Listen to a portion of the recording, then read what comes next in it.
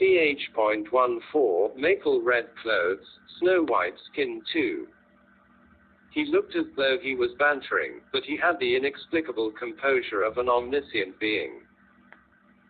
Though he sounded youthful, his voice was deeper than was typical for his age, pleasant to the ears.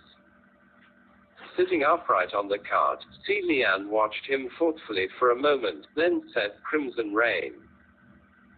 Sought flower is quite the name.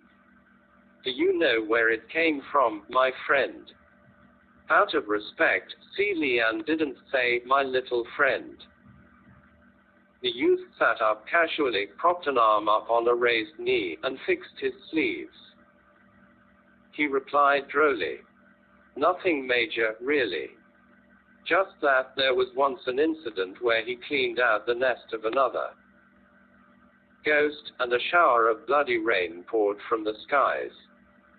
He saw a flower was getting battered by the bloody rain, so he stopped to shield it with his umbrella." Xie Lian pictured it in his head, and imagined an act of elegance under the rancid shower. He then thought about the burning of those 33 temples and laughed. "Does Hua Cheng pick fights often?" The youth answered, "Not often. Depends on his mood." "What was he like before death?" Xie Lian asked. "Definitely not a good person," the youth replied. "What does he look like?" The youth raised his eyes to look at him when he heard the question, tilted his head, and stood up before sitting down next to Xie Lian. "What do you think he looks like?" He turned the question on Xie Lian.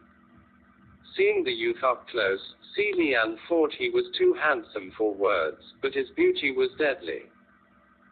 Like a sword, sharp and mesmerizing, making it hard to look at him head-on. Xie Lian stared for a moment, then lowered his eyes in defeat. He turned his head slightly and continued to ask, "If Hua Cheng is a big shot ghost, I'm sure he has many forms, and changes often." The youth arched his brows at Xie Lian turning away, and replied, "Yeah, but there are still times when he would use his real face. Of course, we're talking about the real man himself, not clones." It might be his imagination, but Xie Lian thought the distance between the two of them seemed to be a little wide, so he turned his face back around. "Then, I feel his true form is probably a youth like you." The youth lifted his lips slightly. "Why do you say that?" Xie Lian replied, "No reason. You say whatever and I think whatever, so whatever." The youth laughed. "Who knows? But he's blind in one eye." He pointed to his right eye. "This one." That was nothing outrageous. Xie Lian recalled one of the many backstory versions where Hua Cheng wore a black eye patch to hide that missing eye, and asked, "Do you know what happened to that eye?" "That's a question everyone wants the answer to," the youth replied. Others asked because they wanted to know what Hua Cheng's weakness was, but Xie Lian asked purely out of curiosity. He didn't say anything and the youth continued. He dug it out himself. Xie Lian was taken aback. "Why?" "A moment of madness," the youth answered. He could dig out his own eye when struck by madness. Xie Lian was now more curious than ever about this Crimson Ghost King. It couldn't have been something as simple as a moment of madness, but there were probably no more details in regards to that story. Xie Lian pressed on, "Does Hua Cheng have any kind of weakness?" Xie Lian wasn't expecting the youth to have the answer, it was just a casual question. If Hua Cheng's weakness was so easily known, then whatever the rumored weakness was couldn't possibly be true. But the youth answered immediately, "His ashes." If one got a hold of a ghost's ashes, one could take command of said ghost. If the ghost disobeyed, then by getting rid of the ashes, the ghost would too dissolve, and its soul disintegrate. This was common knowledge, but using it on Hua Cheng seemed fruitless. Xie Lian smiled. There's probably no one who can obtain his ashes, so this weakness doesn't count. You never know, the youth said. There are circumstances where a ghost voluntarily gives away his ashes, like the bet he had with those 33 heavenly officials. Yeah, right, the youth scoffed. He didn't need to say the words for Xie Lian to understand that he meant. There was no way Hua Cheng would have lost. He continued, there's a custom in the ghost realm where, if a ghost has a chosen someone, they would entrust their ashes to that person. That was like handing over one's life to another person. Such passion, what charming tales. Xie Lian excitedly said, I didn't know the ghost realm had such a romantic practice. There is such a tradition, the youth said, but not many dare to practice it. Xie Lian thought as much. It wasn't only ghosts who deceived humans, there were humans who deceived ghosts too. There must be endless tales of betrayal and abuse. Xie Lian sighed. It's definitely painful to think about. To have given everything for love, and lose everything in return. The youth laughed out loud. What's there to be afraid of? If it were me, I'd have no regrets giving away my ashes, destroyed or not. Having chatted for so long, Xie Lian suddenly realized that they hadn't even introduced themselves. My friend, what's your name? The youth raised one hand over his forehead to block out the rays of the blood-red sunset, and squinted his eyes as if loathing the sun.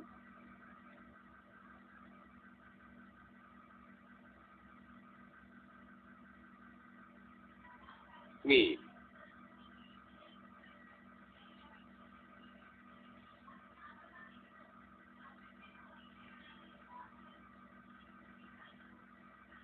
I'm the third in the family.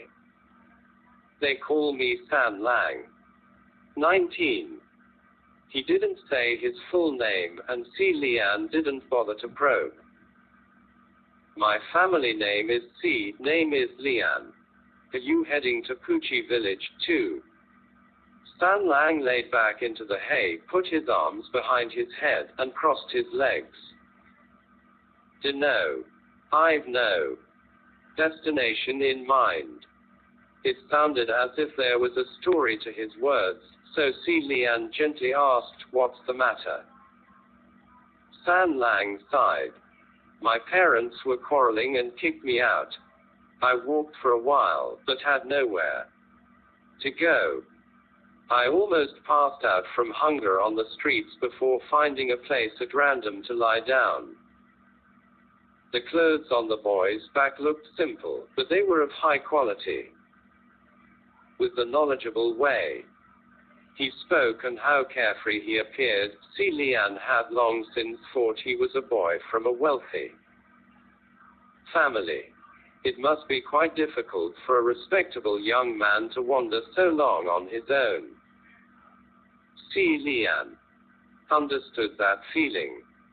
Hearing he was hungry, Xie Lian searched through his sack, but only found a small steamed bun. Good thing it hadn't turned hard yet. Want it? The youth nodded and Xie Lian gave him the bun. San Lang took a look at Xie Lian. What about you? I'm all right. Not hungry yet, Xie Lian replied. San Lang pushed the bun back. Then I'm all right too. Xie Lian looked at him, then split the bun in half and gave him half. You can have half, and I'll have the other half. Seeing this, San Lang accepted the steamed bun and started munching. Watching him sit and eat a simple bun obediently, Xie Lian felt like he was abusing the boy. The ox cart drove slowly over the rugged hills as the sun gradually set, and the two chatted in the back. The more they spoke, the more Xie Lian thought San Lang to be an extraordinary youth. At such a young age, his diction and behavior were already mature and intelligent, calm and collected, as if there was nothing in this world he didn't know, and nothing could stump him. Xie Lian thought he was wise beyond his years, but still possessing the guise of youth. Xie Lian said he was the shrine master of Puqi Shrine, and San Lang asked, Puqi Shrine? Sounds like there are plenty of water chestnuts to eat. I like them. Which god is it for? Having gotten asked the troublesome question again, Xie Lian cleared his throat and said, It's the prince of Xianlei. You probably don't know him. San Lang smiled, but before he could say anything, the ox cart shook violently. The two rattled with the cart, and Xie Lian reached to grab San Lang, fearing he might fall. But just when his hand touched San Lang, the youth shook off his hand as if burnt. There was only a slight change in his expression, but Xie Lian saw it and thought, maybe this boy actually disliked him. They had such a good time chatting all this way though, hadn't they? But now wasn't the time to ponder. Xie Lian stood up and looked around. What's going on? The old driver responded, I don't know. Old Huang, why aren't you moving? Go on now. The sun had set by now, and the ox cart was still in the deep woods, now filled with darkness. That old Huang ox just stood there, stubbornly refusing to move no matter how the old driver urged it. It kept mooing, wanting to dig its head into the earth, and flicking its tail like a whip. This didn't feel right. Xie Lian was about to jump off the cart when suddenly, the old driver pointed straight ahead and screamed. Further up the road, a number of hovering green flames gathered and burned, floating through the woods. A group of white-clad figures slowly made their way towards them while holding their heads. Seeing this, Xie Lian cried, Protect! Ruoye flew out from his sleeve and wrapped itself in a circle around the ox cart from above, protecting the 3 plus the 1 beast. Xie Lian turned back and demanded, What day is it today? The old driver hadn't responded before the youth spoke up from behind. It's Zhongyuan, the middle of the 7th month, when the gates to the underworld opened. He didn't check his calendar before coming out today, and it just happened to be the Zhongyuan festival. Xie Lian's voice dropped. Stay close to me. We've run into evil tonight. If we go down the wrong path at the fork, we'll never return. 19 San Lang means third youth. There are a number of expressions involving San Lang, probably because in stories, the third time's the charm. It's also, very rarely since it's old, a term of endearment women use for their lovers, derived from the Tang dynasty.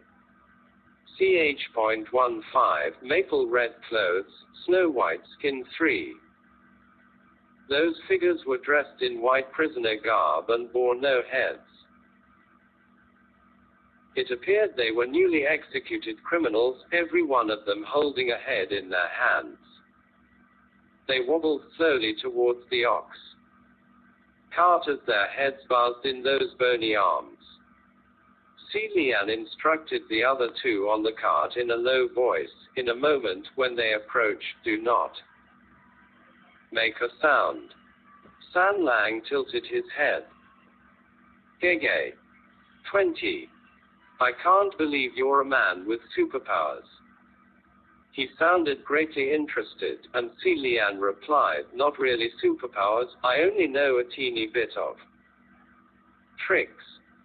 They can't see us now, but it'll be hard to say when they get close. That old cart driver's eyes were already wide with fear after seeing the fight of a silk cloth, and now that there were headless walkers, his eyes were about to roll back in terror. He shook his head repeatedly. No, I don't think I can hold my voice in. Dao Zhang, what should I do? Exclamation mark. Then, there's another way, too. I apologize in advance. Then he swiftly swung his hand and tapped a point on the old man's back, and instantly he slumped and passed out. Xie Lian caught him lightly and laid him down flat on the ox cart while he himself assumed the driver's seat. Suddenly, he sensed a strange movement behind him, and when he turned back to look, he saw that youth had also followed after him and settled right behind his person. Xie Lian asked, are you all right? San Lang propped up his chin. Of course not. I'm scared. Although his voice didn't have a single trace of fright, Xie Lian still comforted him, don't be scared. You're behind me, nothing will harm you. That youth smiled, not saying a word. Xie Lian suddenly realized the youth was actually staring at him. A moment later, it finally dawned on him that what this youth was staring at was actually the cursed shackle around his neck. This cursed shackle was like a black collar bound to the neck, completely inconcealable. It could easily cause one to make bad conjectures. Xie Lian pulled at his collar lightly, even though that couldn't hide anything. The skies had darkened, and the youth's expression could no longer be seen. Xie Lian picked up the reins to gently urge that ox. That group of ghosts in criminal garb walked over and were wanting to pass, but kept sensing there was something blocking the middle of the road, so they all cursed up and down.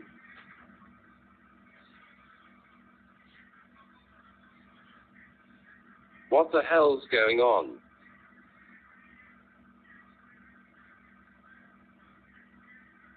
Why can't we pass? Exclamation mark. Yeah. What the hell? Is it haunted? Fucking hell, were the ones doing the haunting all right? Xie Lian finally soothed the ox, and the cart silently passed by this band of headless criminal ghosts. Listening to the head's banter, Xie Lian thought them rather hilarious. They were full of petty woes. Did you make a mistake? How come it feels like the one holding your head is my body? You're the one whose body grabbed the wrong head. Hurry and switch back then, you guys. How come the cut around your neck ain't clean? Sigh, the executioner was a newbie. It took him 5 to 6 tries before he managed to chop my head off. Made me think he did it on purpose. Your family probably didn't tip him well enough. Next time don't forget to pay the guy, and he'll give you one clean chop. There is no next time. Ellipsis. The 15th day of the 7th month was the Jingyuan festival, the biggest festival for the ghost realm. On this day, the gates to the underworld opened, and all manner of spirits, ghosts, monsters, and Demons rushed out to play. Mortals should avoid them at all cost, especially on a night like this. It was best to stay home with every door and window shut. But Xie Lian had always had rotten luck. Even just drinking water, and the water could get stuck between his teeth. Even wearing holy repellent gear, ghosts would still appear, like right now.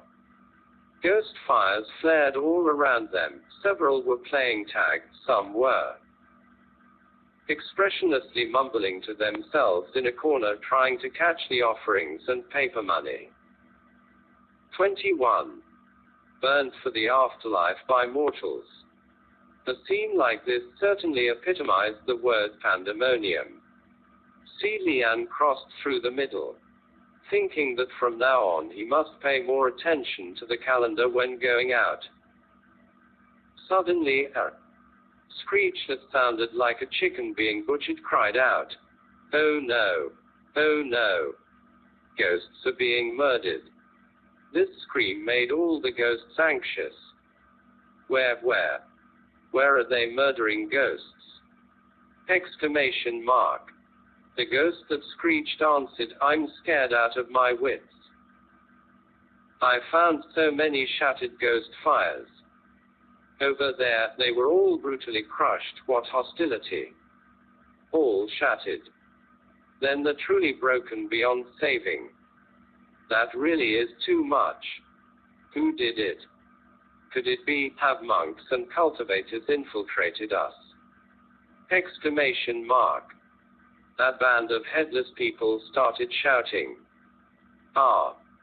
Now that you've mentioned it, weren't we blocked by something on the road earlier with no way of passing? Could that have been? Where? Right there." Xie Lian cried, "Oh no!" mentally. The next second, a large group of monsters, demons, and ghosts surrounded the ox cart, each of their faces savage. They said maliciously, "I smell the steaming smell of yang." They couldn't hide any longer. It was already unreasonable for a live human to be crashing in on a band of ghosts on Jungyuan festival. As if Xie Lian wanted to actually fight with such a large mob of creatures. He urged the cart and shouted, "Go!" That ox was terrified and was already stomping its hooves anxiously while it stood. Once it heard the shout, it didn't need to be ordered twice before it pulled the cart into a mad dash. Xie Lian didn't forget to grab at the youth sitting behind him. "Sit tight." He withdrew Ruoye and conveniently whipped out the path of escape. An ox cart suddenly revealed itself amidst a circle of ghost fires and dashed out of the siege. Those green-faced, teeth-bearing, limbs missing ghosts screeched behind the cart. "There really is a cultivator!" Exclamation mark. Exclamation mark. "Damn cultivator is tired of living!" Exclamation mark. Exclamation mark. A live human actually dared to crash our Jungyuan gathering. You can't blame us for anything. Get them. Xie Lian was gripping onto the reins with one hand as his other hand fumbled out a large handful of paper talismans. He threw them onto the ground. Hinder. Those were stumbling charms, excellent tools for escape. A series of small rumbling noises could be heard. With every rumble, an obstacle was set up for that band of ghosts, stalling them for a small bit of time, but only a small bit. Even having used up so many talismans, it wouldn't take half an instant's time before they caught up. Xie Lian was driving the cart down the mountain path in an escape as though his bum was on fire when he suddenly called out, "Stop." Turns out that old ox had pulled the cart to a fork in the road. Xie Lian saw there were two pitch black mountain paths ahead and immediately pulled the reins back. Now he had to be extra careful here. On the night of the Jingyuan festival, sometimes when people strolled, they might discover a road that had never existed before. Such a road should never be taken, because if wrongfully walked, they would enter the ghost realm and never return. Xie Lian had only just arrived in the area and didn't know which path was the right one to take. Then he remembered the large bag of junk he collected. The miscellaneous items he purchased earlier in the day included a fortune shaker. 22. So he thought, why not try and shake out a fortune to decide? Thus, he fumbled for the fortune shaker and shook it in his hands with a clattering sound, mumbling as he shook. By the heaven official's blessing, no paths are bound. Every road leads to heaven, may they all be walked. The first stick left, the second stick right. We'll go the path with the best fortune. Just as the words left his lips, clack, clack. 2 sticks fell out of the shaker, but when he picked them up and looked, he fell silent. The worst of bad luck. Both sticks were the worst of bad luck, both roads were perilous, so didn't this mean they were going to die no matter what? Xie Lian felt a little exasperated and shook the shaker furiously once more with both hands. Dear Fortune Shaker, this is our first meeting, why are you so heartless? I'm going to try again. Please give me some faith this time. Clack, clack. 2 sticks again this time, and when he picked them up, they were both still the worst of bad luck. Let me try. San Lang spoke up suddenly. It couldn't end up worse than his, anyway, so Xie Lian passed the fortune shaker over. San Lang received it with a single hand and casually gave it a shake. Out fell 2 fortune sticks, and he picked them up and handed them to Xie Lian without even so much a glance. Xie Lian gave them a look, and they were both amazingly the best of good luck. He couldn't help but be awed. Since, having reached such a stage of misery, it seemed oftentimes those around him would also have their fortunes affected by his crummy luck. Who knew if that was actually true, but either way it was a complaint he'd hear frequently. Yet this youth wasn't affected in the least, and a casual shade could have him shake out 2 of the best of fortunes. Since both fortune sticks showed the best of good luck, Xie Lian picked a path randomly, and drove the cart as he praised sincerely. My friend, your luck is really quite good. San Lang casually tossed the fortune shaker to the back and smiled. Really? I think my luck is pretty good too. It's always been so. Having heard him say, it's always been so, Xie Lian thought that the difference between people truly was as great as heaven and earth. After running for a while, suddenly, wails and hollers could be heard from all around. Caught him. He's here. Everyone come here. That damn cultivator is here. Exclamation mark. Exclamation mark. Ghost head after ghost head all popped out. Xie Lian spoke up, I can't believe we still picked the wrong path. The effect of the stumbling charms was over, they were still surrounded after all. There were at least hundreds in this mob of monsters and ghosts, surrounding them in wave after wave. And the numbers were still increasing. Xie Lian really didn't know why there were so many inhuman creatures gathered here, but there wasn't any time to wonder. Xie Lian said warmly, "It wasn't my intent to disturb everyone. I pray you will all show us mercy." A headless ghost spoke up, "Che. Stinkin' cultivator. Why didn't you show mercy first? The one who broke and dispersed a bunch of ghost fires over there was your doing, wasn't it?" Exclamation mark. Xie Lian replied innocently, "It wasn't us. Truth be told, I'm but a lowly scrap collector. Don't try to argue. What kind of scrap collector looks like you? You're clearly a cultivator. Besides, who here could be a cultivator that could do such a cruel thing? It doesn't have to be a cultivator to break and disperse ghost fires," Xie Lian reasoned. "Then what can it be?" "Ghosts." Xie Lian quietly placed his hands into his sleeves. "That's not impossible.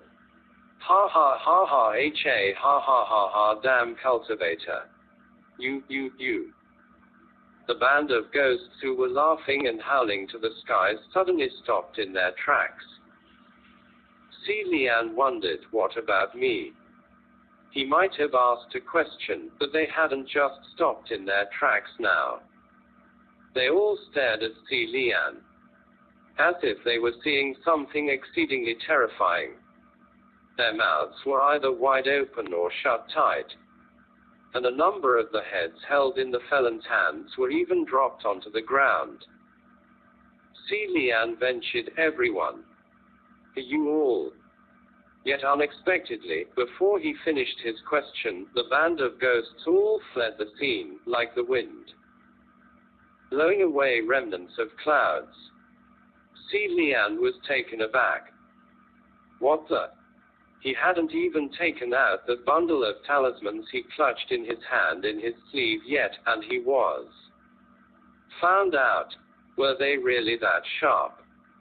And those weren't even particularly powerful talismans, either. Xie Lian felt incredulous.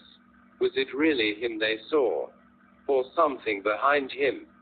Having thought this, he turned his head back and looked behind him. Behind him, there was only the passed-out ox cart owner and that carefree, red-clad youth who was still propping up his cheek.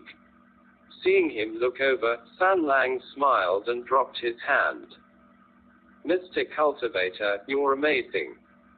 Those ghosts were all scared away by you." Xie Lian smiled back. "Really?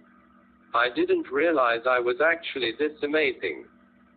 Then he pulled at the reins a couple times, and the wheels of the ox cart began to roll slowly once more.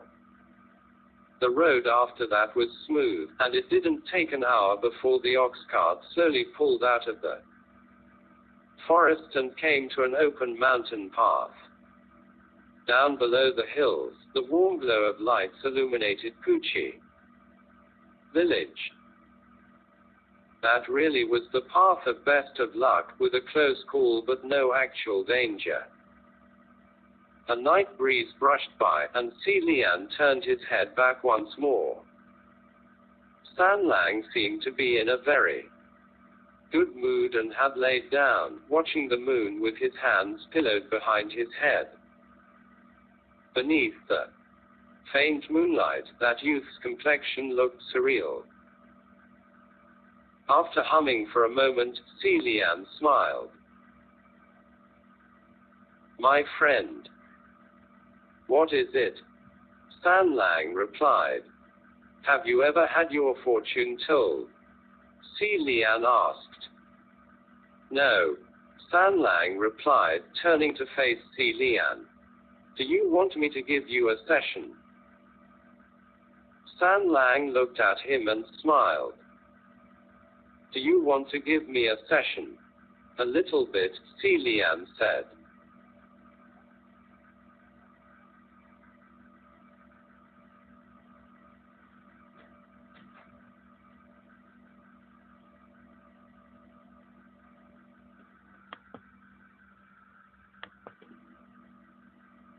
San Lang gave a slight nod. Sure. He sat up, his body leaned slightly towards Xie Lian. How do you want to read my fortune? How about palm reading? Xie Lian suggested. Hearing this, the corners of San Lang's lips curled. It was hard to tell what that smile meant, but he only replied with, sure. Then, he extended his left hand to Xie Lian.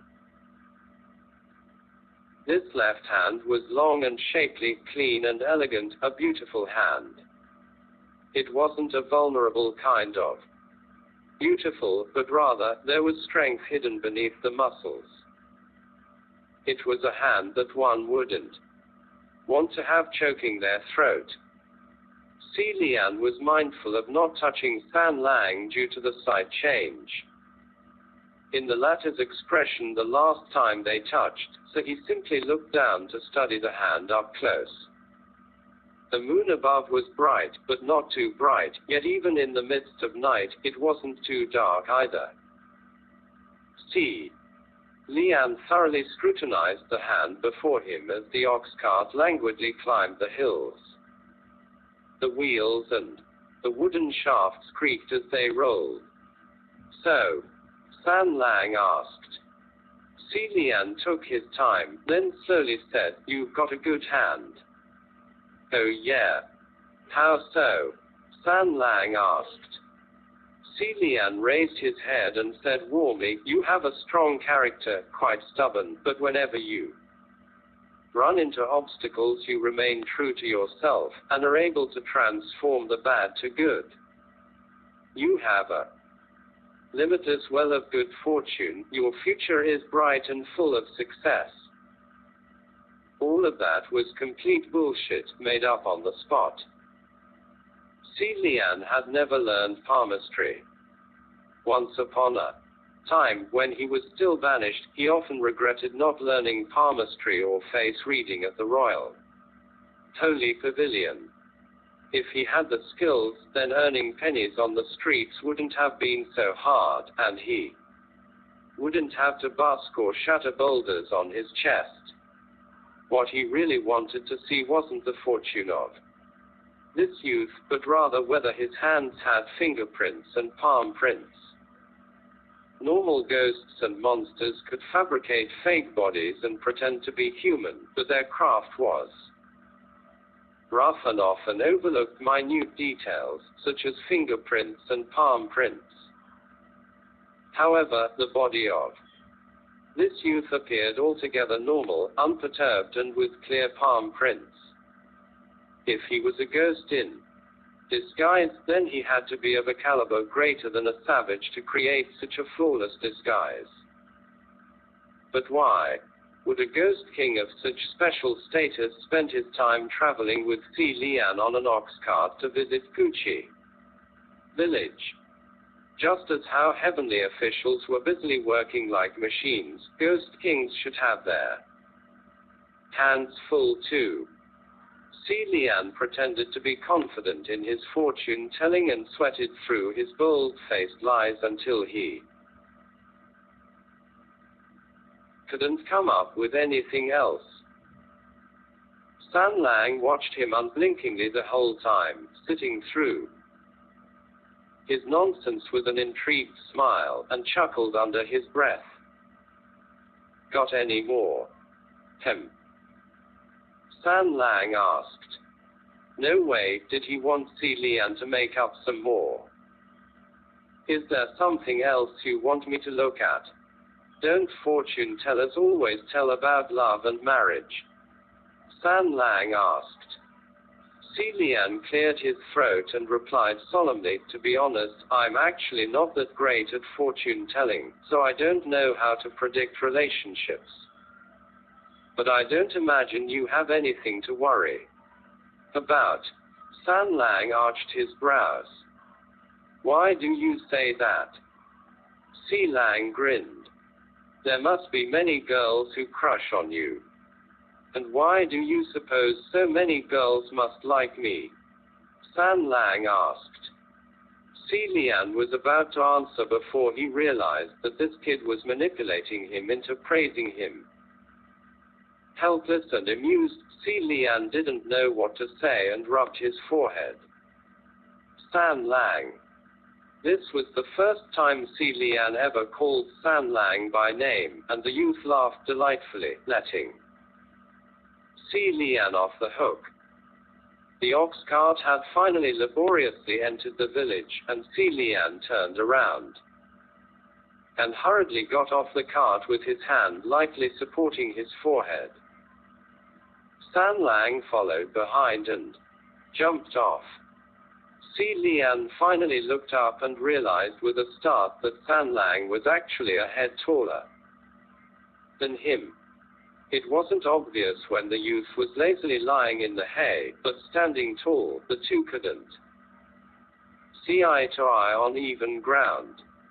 San Lang stood before the cart and stretched, and Xie Lian asked, "San Lang, where will you go now?" "Don't know. Maybe sleep on the streets. Or a cave will do," San Lang sighed. "That won't do," Xie Lian said, concerned. San Lang shrugged. "Can't be helped. I've no place to go." Then he grinned. "Thanks for telling my fortune. I'll count on your good words. See ya later." Xie Lian felt bad about his fortune-telling, and seeing that the youth actually turned to leave, he quickly called after him, "Wait. Why don't you come to my shrine, if you don't mind it?" San Lang stopped in his tracks and turned halfway around. "Is that okay?" Xie Lian explained, "The place wasn't originally mine anyway, and I heard it housed a number of passers-by. It's just probably much shabbier than what you're used to. I'm afraid you wouldn't be comfortable. If this boy really was a runaway young master, Xie Lian couldn't possibly let him run around the streets aimlessly. He strongly suspected that San Lang may have only eaten that half a bun all day today, and, youth or not, he would collapse somewhere if he kept that up. Hearing Xie Lian, San Lang turned his body around and said nothing, but walked up close to Xie Lian and leaned forward. Xie Lian didn't understand what he was up to, only that the distance between the two shortened too fast. He suddenly didn't know what to do. Then that youth straightened back up and lifted the giant bag of junk in his hand. He said then, "Let's go." 20 Tgcf is a familiar address for older brother. 21 It's folk custom to burn paper money and other paper imitations of daily objects for the deceased, in the hopes that they will receive them and use them for the afterlife. 22 A fortune shaker is a wooden jar full of thin bamboo sticks with varying degrees of good and bad luck inscribed on the bottom ends. The idea is to shake the jar with a wish in mind, and the first stick that drops out will dictate the outcome of the wish.